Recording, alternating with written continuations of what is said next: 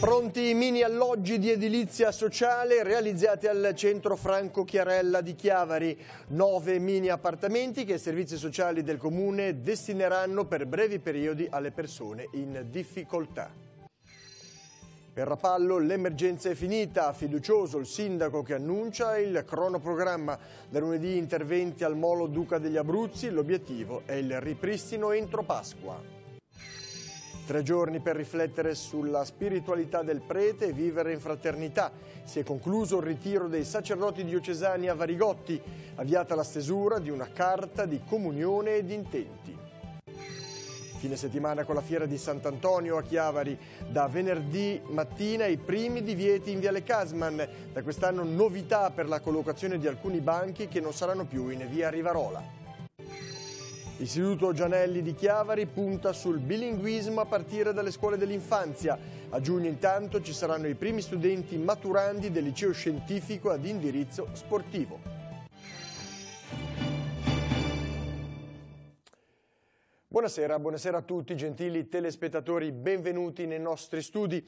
Sono pronti e stanno per essere assegnati gli alloggi di edilizia residenziale sociale realizzati al centro Franco Chiarella di Chiavari. Lunedì mattina si terrà l'inaugurazione dei 9 mini appartamenti che daranno una risposta concreta a chi si trova in difficoltà per la perdita del lavoro o per uno sfratto. Un progetto da 1.250.000 euro che ha visto in campo la Regione, il Comune di Chiavari, il Villaggio del Ragazzo. Vediamo.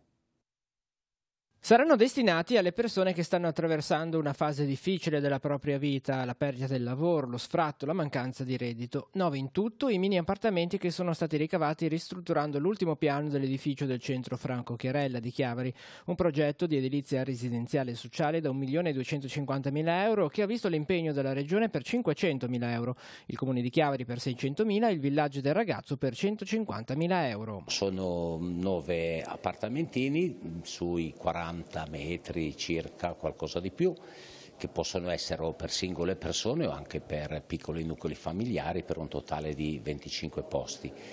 L'importante è proprio che sia una risposta a un bisogno abitativo, ma sotto c'è un bisogno di accompagnamento, perché in genere chi perde la casa o ha dei problemi o ha soprattutto il grande problema di aver perso prima il lavoro. Quindi l'accompagnamento che sarà fatto sicuramente dai servizi sociali si dovrà attivare questa ricerca del lavoro o questa situazione più stabile. A marzo 2016 l'apertura del cantiere. Lunedì si terrà l'inaugurazione dei primi alloggi, a cui farà seguito la realizzazione di una palestra e di una serie di parcheggi. I fruitori degli appartamenti saranno soggetti in situazioni di disagio economico e sociale individuati dai servizi sociali del Comune di Chiavari. È anche possibile usufruire degli altri servizi come l'assistenza domiciliare, il telesoccorso, cioè tutti quei servizi che noi forniamo in questi casi. Cioè, non viene escluso neppure il REI da questo beneficio. Cioè, quindi se uno ha diritto al REI lo ha esattamente come se non fosse in quella casa lì. Ci sarà una graduatoria, come verranno assegnati? Sì, ci sarà una graduatoria e questa graduatoria è proprio in capo ai servizi sociali, con dei parametri che sono quelli stabiliti dalla legge regionale, ma che tengono conto anche di fattori ulteriori. È stato revocato lo sciopero del trasporto pubblico proclamato dalle segreterie nazionali di CGIL, CISL e UIL per lunedì prossimo 21 gennaio. ATP Esercizio comunica che lo stato di agitazione è stato revocato per la città metropolitana di Genova, mentre è confermato per le altre province della Liguria. Pertanto lunedì nel Tigullio il servizio del trasporto pubblico funzionerà regolarmente. All'indomani dell'annuncio in Regione dello stanziamento di 4 milioni di euro per il recupero del nostro golfo, Rapallo ha stilato un cronoprogramma degli interventi di recupero nelle zone colpite dalla mareggiata. Si partirà lunedì con il pontile Duca degli Abruzzi al porto Carlo Riva e si procederà con la rimozione delle imbarcazioni ancora visibili. L'obiettivo finale è entro Pasqua restituire agli operatori commerciali della città la giusta dimensione per accogliere turisti e villeggianti. Sentiamo il sindaco di Rapallo ai nostri microfoni. Il primo degli interventi significativo quando inizierà? La settimana prossima diversi interventi sono già cominciati. Il primo intervento significativo per i nostri esercizi commerciali e non solo, per le attività, per le persone che lavorano al porto Carlo Riva, sono il Molo Duca degli Abruzzi. La settimana prossima inizierà il ripristino a carico del porto Carlo Riva. In quell'area peraltro c'è un'imbarcazione di grosse dimensioni affondata che dovrà essere rimossa. Anche in questo caso avete trovato un accordo con gli assicuratori? La barca si chiama Lady Sail, abbiamo trovato con molte difficoltà degli accordi e la barca verrà rimossa nei prossimi giorni. È iniziata già la fase di demolizione di questo importante natante. Per quanto riguarda le altre imbarcazioni, quelle almeno visibili, c'è una previsione di tempo per la rimozione? Certo, un mese e mezzo le imbarcazioni visibili non devono essere più presenti sul nostro litorale. Questo è fatto in collaborazione con la Capitaneria di Porto, che colgo l'occasione di ringraziare. Di conseguenza noi stiamo lavorando tanto sulle tempistiche. È molto importante il cantiere del San Francesco, che deve essere riaperto per tentare la scommessa dell'apertura della strada per il periodo pasquale. Per la zona di San Michele di Pagana invece quali sono le previsioni? Le previsioni quanto riguarda la strada e la piazzetta, anch'esse nel periodo pasquale, e non riusciremo a fare il collegamento Prelo-Trelo, quello pedonale. E invece per i battellieri che avrebbero bisogno appunto di un luogo in cui approdare per poter ritornare a Rapallo? Stiamo lavorando per delle soluzioni alternative, magari non nel tradizionale molo, ma in un altro punto del porto. Si sta lavorando con un progetto per fare in modo che riescano ad entrare per le loro problematiche, che sono il pescaggio, ma ci sono buone possibilità di ritornare alla normalità anche in quello. Sarà attivo dalla prossima settimana il servizio di scuola telematica per gli alunni di Portofino iscritti all'Istituto Comprensivo di Santa Margherita Ligure. I 6 alunni, 2 delle medie inferiori e 4 della scuola elementare, potranno seguire le lezioni anche quando le condizioni del mare non consentiranno lo spostamento in battello, che si è reso imprescindibile dallo scorso ottobre, quando la mareggiata ha pesantemente danneggiato la strada statale che collega Portofino a Santa Margherita. Una leggera nevicata ha nuovamente imbiancato le cime della Val d'Aveto la notte scorsa. Sul Monte Bue, Prato della Cipolla, questa mattina la temperatura è di poco sotto lo zero. C'è un sottile manto nevoso che fa sperare sulla possibile apertura degli impianti sciistici nei prossimi giorni. Un controllo costante delle spiagge, almeno da maggio a settembre, per prevenire bivacchi notturni e diurni, una nuova visione urbanistica che aumenti le aree pedonali, l'istituzione di 2 diverse tipologie di sosta, una breve e gratuita per gli acquisti rapidi, l'altra a pagamento. Sono alcune delle richieste che i commercianti di Sessilevante aderenti all'Ascom hanno avanzato all'amministrazione comunale. Il documento, nel quale si chiede di contrastare l'accattonaggio, di vietare con un'ordinanza di passeggiare nel centro cittadino in costume da bagno o a torso nudo e di potenziare i controlli nelle strutture B&B, affittacamere ed altro, è stato elaborato al termine di un incontro che si è svolto nei giorni scorsi in vista della conferenza del turismo di Sessilevante, che si riunirà entro la fine del mese. A preoccupare i negozianti della Bimare la perdita di appeal della città e il diffondersi sempre di più del turismo mordi e fuggi. Occorre puntare in maniera decisa verso un turismo di qualità, evitando politiche di massificazione dei numeri che danno beneficio nel brevissimo periodo, ma precludono una strategia a lungo termine. Si legge nel documento che pone in primo piano la necessità di creare una programmazione, una strategia di marketing a lungo termine, anche utilizzando uno o più figure di tecnici, onde definire il brand Sessilevante e così individuare il giusto target di riferimento. Un patto per prevenire tentativi di infiltrazione criminale nella ricostruzione del viadotto sul Polcevera. Lo hanno sottoscritto questa mattina a Genova il prefetto Fiamma Spena e il commissario straordinario per la ricostruzione Marco Bucci. Il protocollo mira a rafforzare la prevenzione dei tentativi di infiltrazione della criminalità organizzata e di ogni iniziativa illecita nei riguardi delle imprese a cui saranno affidati i lavori di ricostruzione anche mediante l'attivazione di una cabina di regia presso la prefettura genovese. Il documento prevede la creazione di una banca dati degli esecutori costituita ad hoc che consenta il monitoraggio dell'esecuzione dei lavori, dei flussi finanziari e delle condizioni di sicurezza nei cantieri. Si è concluso il ritiro a Varigotti per un gruppo di sacerdoti della diocesi di Chiavari guidati dal vescovo Monsignor Tanasini.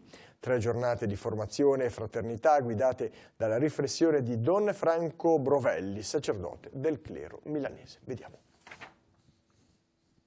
3 giornate vissute nella fraternità e nella condivisione. Il vescovo Alberto Tanasini e una 50ina di sacerdoti della diocesi hanno trascorso questo tempo a Varigotti, aiutati nella riflessione da Don Franco Brovelli, sacerdote del clero milanese. Per l'aspetto formativo, il tema di approfondimento è stato legato alla vita spirituale del presbitero.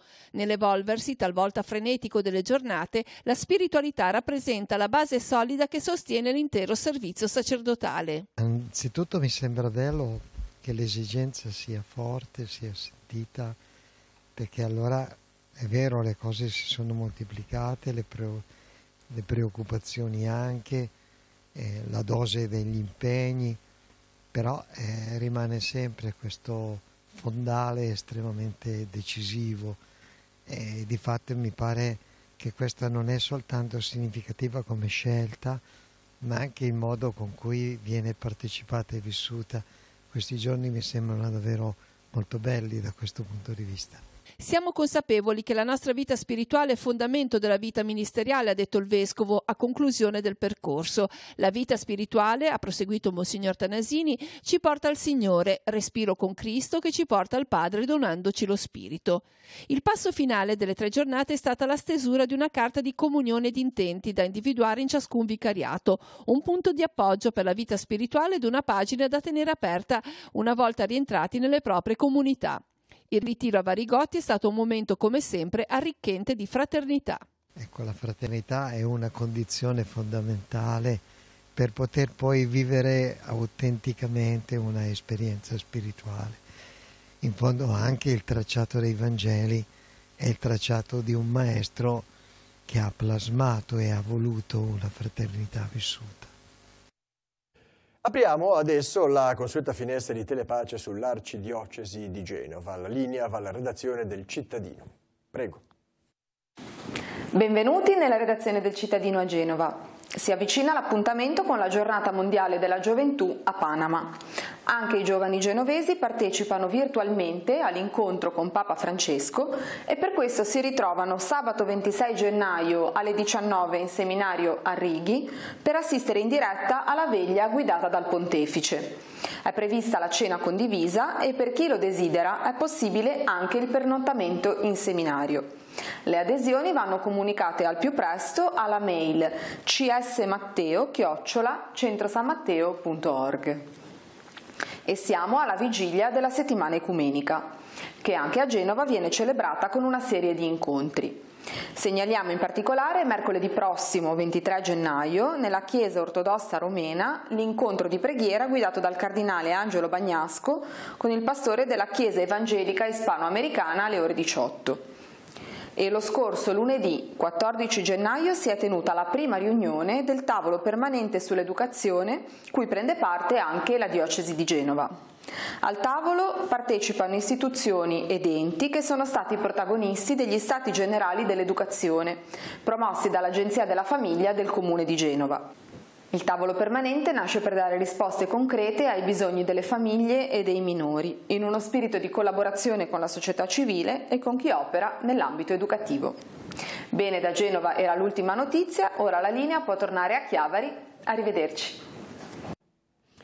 Bene, allora continuiamo il nostro giornale, parliamo di cronaca, incidente fra 2 auto questo pomeriggio nella curva di San Lazzaro tra Chiavari e Carasco. Intorno alle 16 per cause in via di accertamento 2 auto si sono scontrate. Lievi le conseguenze per gli occupanti dei 2 mezzi, 2 persone sono state trasferite in codice verde al pronto soccorso dell'ospedale di Lavagna. Sul posto i medici del 118 e i militi della Croce Verde di Carasco. A causa del sinistro il traffico veicolare è rimasto congestionato per buona parte del pomeriggio con code e rallentamenti.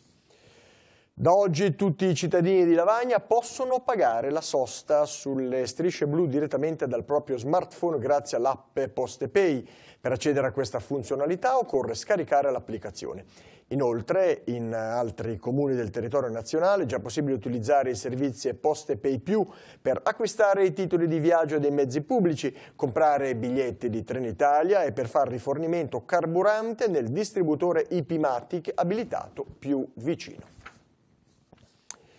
Il Comune di Lavagna ha indetto 2 bandi per la vendita di terreni di proprietà comunale. Uno dei 2 bandi mette all'asta alcuni terreni in via alla Loggia, divisi in 2 lotti. Per il primo la base d'asta è 21.220 euro, per il secondo è di 33.160 euro. Il secondo bando riguarda alcuni terreni in via degli Ulivi, anche in questo caso con suddivisione in 2 lotti, uno con base d'asta 73.340 euro, l'altro 50.500 euro. Per entrambi i bandi la scadenza è il 18 marzo alle ore 12. C'è un nuovo sentiero a Punta Baffe nel territorio comunale di Sesti Levante, una strada tortuosa che sembra essere stata realizzata per il transito delle mountain bike. La segnalazione dei consiglieri comunali di minoranza Giancarlo Stagnaro e Fabio Sturla. Con una interrogazione i consiglieri chiedono al sindaco Valentina Ghio se sia a conoscenza della realizzazione di questo percorso, chi l'abbia aperto e con quali autorizzazioni urbanistiche. Secondo i 2 consiglieri, infatti, l'apertura del sentiero compromette l'ambiente circostante, molto pregiato, e crea un naturale canale di convoglio per le acque piovane, andando a costituire una situazione di potenziale pericolo. Sarà intitolato a Bruno Bottai, storico allenatore della squadra dei Pulcini del Rivasamba, prematuramente scomparso nel 2016, il campo di calcio di Via Caboto a Riva Trigoso. Sabato alle 16:30 si svolgerà la cerimonia con lo scoprimento di una targa che ricorderà un personaggio molto amato, per molti anni istruttore di giovani calciatori del Rivasamba. E scatteranno venerdì mattina i primi divieti legati allo svolgimento della Fiera di Sant'Antonio che si terrà a Chiavari sabato 19 e domenica 20 gennaio. Dalle 8 sarà vietata la sosta e il transito nelle corsie di Ponente di Viale Casman, dove saranno ospitati come di consueto gli stand agricoli. Quasi 500 i banchi che invece verranno allestiti nel centro cittadino. Quest'anno con alcune novità. Vediamole. Quest'anno c'è una novità a favore della sicurezza, per cui in via Rivarola non avrà fiera e una parte dei banchi saranno poi sistemati in via San Francesco, che è un'area più grande. Questo ha comportato uno spostamento, più altri piccoli aggiustamenti, ha comportato uno spostamento di circa 40 commercianti ambulanti che sono stati anche collaborativi, diciamo. Saranno le ultime 2 edizioni in questa conformazione, perché poi si dovrà procedere alla riassegnazione totale di tutti i posti, quindi lì fra 2 anni ci potranno essere novità anche di rilievo. Il fatto di aver eliminato la fila centrale in Corso Garibaldi permette l'accesso dei mezzi di soccorso, questo è importante? Sì, permette l'accesso, tra l'altro quest'anno ci saranno un po' di prescrizioni in più per gli ambulanti, ai quali verrà tracciato con un po' di vernice a terra, verrà tracciato lo spazio assegnato anche sul davanti, e saremo un po' più severi su quelli che occupano troppo spazio, questo proprio a scopo di sicurezza, per lasciare adeguati spazi sia per il pubblico che per eventuali mezzi di soccorso. Ci sono anche nuove prescrizioni per quanto riguarda chi utilizza le cucine a bordo dei mezzi. Sì, praticamente sono vietate le bombole, l'alimentazione a gas per il pericolo di perdite, e quindi sono invece ammesse le piastre elettriche, quindi chi ha questo tipo di attività di cucina dovrà munirsi di idonei allacci elettrici. Sarà garantita anche la sicurezza di tutto il perimetro della fiera con New Jersey per evitare lo sfondamento da parte di mezzi pesanti? Beh sì, diciamo che c'è una particolare attenzione sugli accessi. Gli accessi sono tanti, sono 26 le traverse della fiera, però molti sono vicoli dove un mezzo pesante non potrebbe nemmeno entrare, e sugli accessi grandi, che sono 7, saranno posti New Jersey, veicoli e altri sistemi di protezione. In occasione della tradizionale Fiera di Sant'Antonio, il Comune di Chiavari sospenderà in tutta la città il servizio di spazzamento meccanico delle strade a partire da venerdì 18 gennaio alle ore 20. Il servizio riprenderà regolarmente lunedì 21. Con una spesa complessiva di 450.000 euro, il Comune di Chiavari interverrà sulla riqualificazione della strada comunale che collega le frazioni collinari di Magena, Sanguineto e Campodonico. Questa mattina il sindaco, insieme all'ingegnere incaricato Eric Parpaglione, verranno realizzati diversi interventi lungo tutta la strada circa la manutenzione straordinaria, ha spiegato Parpaglione. È necessario ripristinare le condizioni di sicurezza nei tratti parzialmente franati o cordoli o guardrail, procedendo anche all'installazione di reti anticaduta. Ma verranno inoltre effettuati interventi di recimazione delle acque e della tombinatura di alcuni canali che costeggiano il percorso. E ora spazio all'economia. Anche quest'anno sono stati confermati i limiti per i pagamenti in contanti. Vediamo i dettagli nella scheda della settimana. Sigla.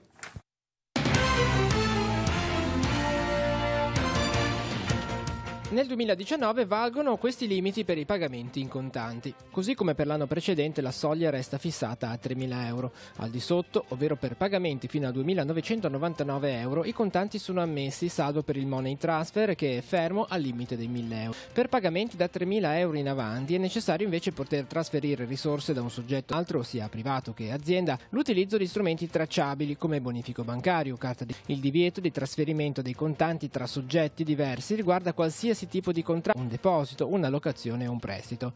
Chi supera il limite dei 3.000 euro per i pagamenti ha una sanzione che va dai 3.000 ai 50.000 euro a seconda dell'importo del denaro trasferito. È escluso dal limite dei 3.000 euro solo il caso del versamento sul conto, perché in realtà sempre in capo al correntista. Pertanto è possibile versare sul proprio conto corrente anche più di Novità sono state introdotte per i limiti ai pagamenti effettuati dagli stranieri. La 3.000 euro è stata elevata a 15.000 per quelli effettuati da soggetti stranieri a commercianti al minuto, albergatori, servizi resi in locali aperti al pubblico, in forma ambulante o nell'abitazione dei clienti, e ancora per il trasporto di persone, veicoli o bagagli, attività di escursione di città, agenzie di viaggio e di turismo. Chi riceve il pagamento all'atto dell'effettuazione dell'operazione deve acquisire la fotocopia del passaporto della controparte, nonché un'autocertificazione di quest'ultimo attestante che non è cittadino italiano e che ha la residenza fuori del territorio dello Stato. Infine è importante ricordare che sopra la cifra di 1.000 euro gli assegni devono essere tutti non trasferibili. Se ciò non fosse, possono scattare sanzioni assai elevate anche per chi li versa in banca senza accorgersi della mancanza della clausola di non trasferibilità. Occorre quindi prestare particolare attenzione qualora esistessero in circolazione ancora dei blocchetti di assegni stampati negli anni in cui non esisteva questo limite.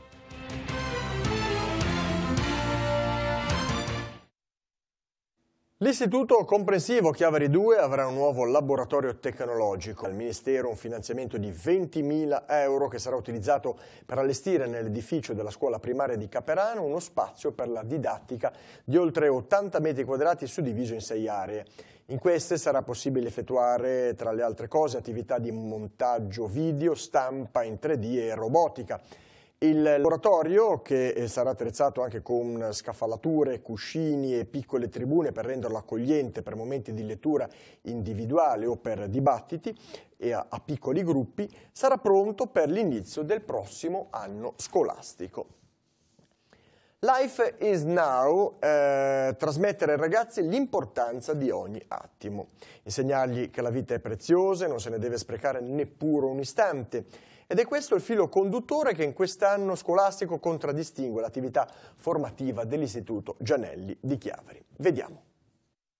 Educare è cosa di cuore. Sono le parole del santo Gianelli a guidare l'attività educativa dell'Istituto Gianelli di Chiavari, che quest'anno scolastico si declina nel motto Life is Now, la vita è adesso.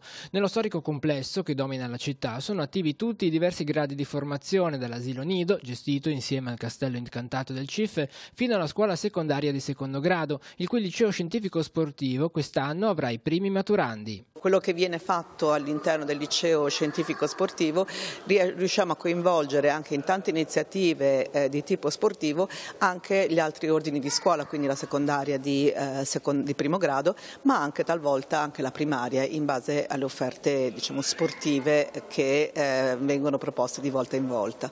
L'istituto inoltre è la prima scuola paritaria del Tigullio nella quale viene portato avanti il bilinguismo. Già nella scuola dell'infanzia l'insegnamento dell'inglese si attua esclusivamente con la presenza della madrelinguista, il cui ruolo di affiancamento alle maestre permette di svolgere le attività laboratoriali in entrambe le lingue. Bilinguismo che viene portato avanti anche nella scuola primaria e secondaria. Quest'anno si è ulteriormente ampliata l'offerta formativa del nostro istituto. Intanto dobbiamo dire che noi abbiamo dal nido, in collaborazione con il CIF, col Castello Incantato, infanzia, primaria, scuola secondaria di primo grado e di secondo grado. L'offerta formativa importante, la grande novità che di fatto è già partita dall'anno scolastico 18-19 è il bilinguismo nell'infanzia e nella primaria. Per quanto riguarda la secondaria di primo grado, l'offerta formativa linguistica è relativa a l'inglese potenziato, quindi le 5 ore settimanali, sempre affiancate da una madrelingua, e poi la secondaria di secondo grado con il liceo scientifico sportivo, che quest'anno arriva al completamento del ciclo, quindi avremo la prima maturità scientifico sportiva e che continua ad avere un grande successo. Lunedì si svolgeranno a Coreglia Ligure le celebrazioni per il Giorno della Memoria organizzate dal Comune in collaborazione con la Città Metropolitana di Genova e ANPI Tigullio. Verranno ricordate tutte le 29 persone che passarono nel campo 52 che il 21 gennaio del 1945 furono prelevate dal maresciallo Max Ablinger per iniziare il loro viaggio verso Auschwitz. Verrà ricordata Nella Tias, bambina di soli 6 anni, anche lei morta, insieme agli altri 28 il 6 febbraio nelle camere a gas. Il programma prevede alle 10:30 dalla lapide di Ponte Salini la commemorazione della partenza degli ebrei reclusi, alle 11 in piazza Nella Tias la deposizione delle corone al monumento all'uguaglianza, seguirà la cerimonia di messa dimora dell'albero di olivo della pace. Nel pomeriggio alle 15 all'Ascito Cuneo di Calvari la professoressa Giovanna Bonini racconterà la storia di Clara e Lilli Soria, 2 sorelle genovesi di religione ebraica salvate dalla deportazione grazie al coraggio degli abitanti di Fontanarossa in Valtrebbia. Saranno 100, tutte numerate, le maglie celebrative che la Virtus Entella metterà in vendita per ricordare la partita degli ottavi di finale di Coppa Italia contro la Roma allo Stadio Olimpico. Le mette in vendita la società. Il presidente Antonio Gozzi sarà a disposizione di tutti i tifosi sabato mattina a partire dalle 11 presso l'Entella Point di Corso Colombo a Chiavari per autografarle. E ora, schede degli appuntamenti.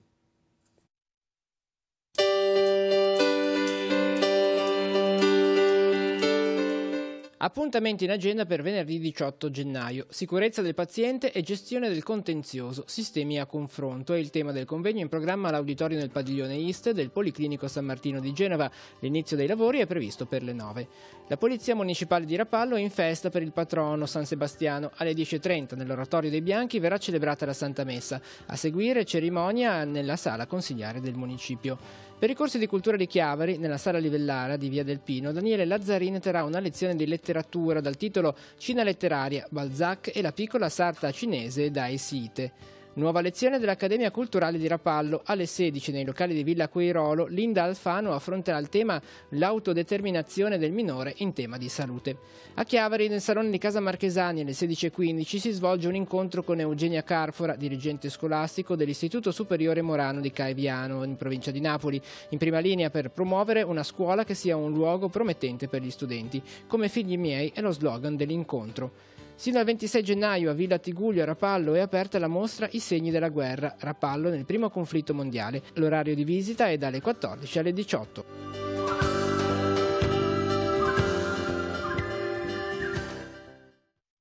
Un altro giovane del gruppo di volontari tirocinanti che hanno collaborato con la nostra redazione si è brillantemente laureato quest'oggi. Si tratta di Giacomo Rizzi, che questa mattina all'Università di Genova è diventato dottore in informazione e editoria con votazione 110. Giacomo ha presentato e discusso la tesi sull'argomento il meme di internet, dimensione sociale e comunicativa. Al giovane dottore vanno le felicitazioni da parte di tutto lo staff di Teleradio Pace. Questa era l'ultima notizia del nostro giornale. Prossimo appuntamento domani 12:45 TG13. Grazie per la vostra cortese attenzione, una buona serata a tutti. Arrivederci.